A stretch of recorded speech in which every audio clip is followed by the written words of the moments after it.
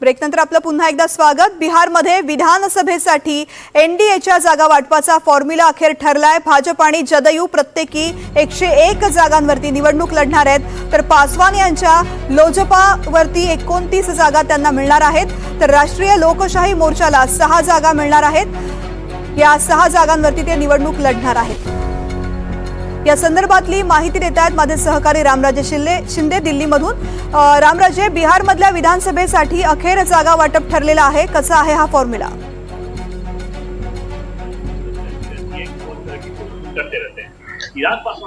बिल्कुल, दिल्लीमध्ये थंडीचं आगमन झालेलं आहे, परंतु राजकीय वातावरण गरम होताना दिसतंय। कारण संघर्ष जो चालू झाला होता एनडीए मधला, तो कुठेतरी पूर्णविराम त्याला आज मिळालेला आहे। आता थोड्या वेळापूर्वीच ट्विट करण्यात आलेला आहे धर्मेंद्र प्रधान यांनी, आणि माहिती दिलेली आहे की कशा प्रकारचं सीट शेअरिंग असणार आहे। त्यामुळं आता पंतप्रधान नरेंद्र मोदी, अमित शहा, JP नड्डा, मुख्यमंत्री देवेंद्र फडणवीस असे धर्मेंद्र प्रधान महत्त्वाचे नेते जे आहेत ते आता भाजपच्या कार्यालयामध्ये दाखल झालेले आहेत, आणि ही बैठक सुरू झालेली आहे। ही बैठक किती वेळ चालते बघावं लागेल, परंतु सीट शेअरिंगचा जो मुद्दा आहे त्यावर एक आपण दृष्टी टाकूयात की मागील वेळेस भाजपनं साधारणतः 110 जागावर निवडणूक लढवली होती, तर नितीश कुमार यांच्या पक्षाने JDUने 115 जागावर निवडणूक लढवली होती। परंतु यावेळेस दोघांनी 101 आणि 101 जागावर निवडणूक लढवण्याचा किंवा सीट शेअरिंगचा फॉर्म्युला जो आहे तो जाहीर करण्यात आलेला आहे। म्हणजेच की नितीश कुमार यांनी 14 जागा यावेळेस कमी लढवलेल्या आहेत, लढवण्याचं ठरवलेलं आहे, आणि भाजपनं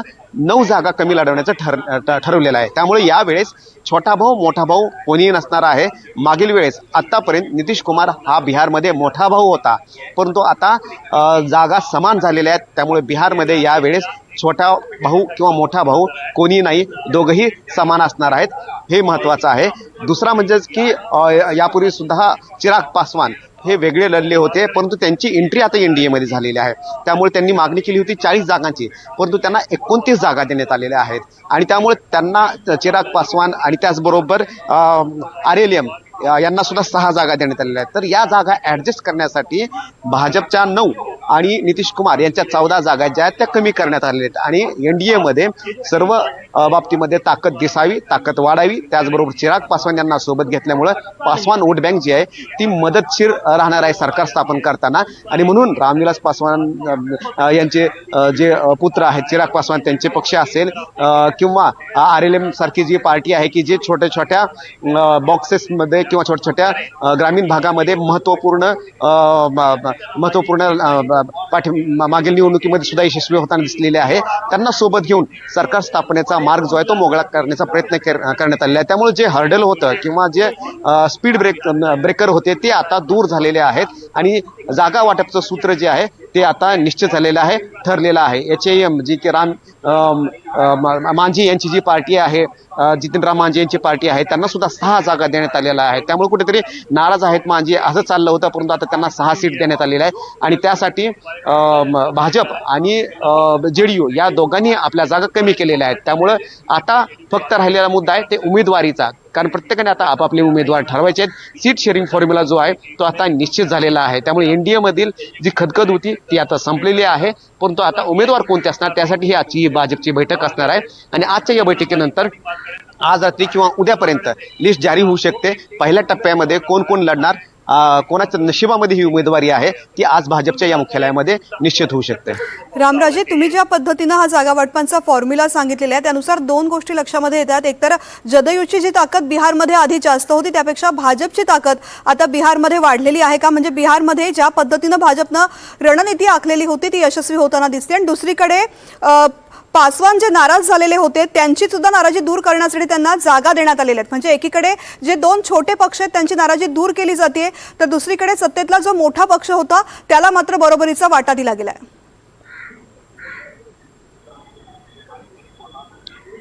बिलकुल, लहान पक्षाला घेऊन भाजपनं काही प्रमाणामध्ये तडजोड केलेली आहे हे स्पष्टपणे दिसून येत आहे, आणि या दोन्ही पक्षाला म्हणजेच की चिराग पासवान यांचा पक्ष असेल किंवा लोजपा असेल किंवा RLM ही पार्टी असेल, तर छोटी छोटी जरी पक्ष असले तरी सुद्धा त्यांच्या पॉकेटमध्ये उपेंद्र कुशवाहा मतदार मोठ्या प्रमाणावर आहे, चिराग पासवान यांचा पासवान मतदार जो आहे तो मोठ्या प्रमाणावर आहे, तर त्यांना नाराज करून चालणार नाही, आणि त्यांना सोबत घेऊनच सत्ता स्थापन करायची। OBC आणि त्याचबरोबर SC असं कॉम्बिनेशन जे आहे ते करण्याचा प्रयत्न करण्यात आलेला आहे आणि त्यासाठी सत्तेतले दोन मोठे पक्ष आहेत त्यांनी काहीसा त्याग करावा, त्यांनी सॅक्रिफाईस करावं हे ठरलेलं आहे आणि म्हणून 14 जागा नितीश कुमार यांनी त्याग केलेल्या आहेत आणि 9 जागा ज्या त्या भाजपनं त्याग केलेल्या आहेत. त्यामुळे कुठेतरी आता समान वाटप जे आहे ते दोन्ही पक्षामध्ये झालेलं आहे आणि लहान पक्षांना सोबत घेणं म्हणजेच की जे अंतर्गत जो विरोध होता अगोदर सगळ्यात महत्त्वाचं काय तर एनडीए म्हणून मजबूतीनं पुढे जाणं, परंतु जर एनडीए मध्ये जर